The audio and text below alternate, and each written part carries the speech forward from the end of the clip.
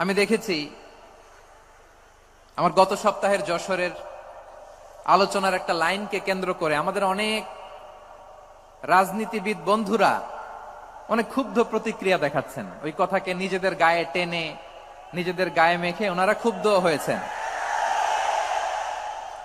প্রিয় ভাইয়েরা, আমি বলেছিলাম যে একদল খেয়ে গিয়েছে আরেক দল খাওয়ার জন্য রেডি হয়ে আছে। তো এখানে কি আমি কোনো দলের নাম বলেছি? বাংলাদেশে 48টা প্রায় নিবন্ধিত রাজনৈতিক দল, কোন দলের নাম আমি বলিনি। কথাটাকে আমি জেনারেল রেখেছি। দায়ীদের বৈশিষ্ট্যই এটা, দায়ীরা জেনারেলি কথা বলে, যার যেই মেসেজ নেয়ার তারা সেখান থেকে নিয়ে নেয়।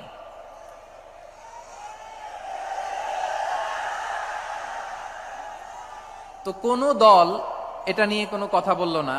আপনারা এটাকে নিজের গায়ে যে মাখালেন, এটা ঠিক হয়নি।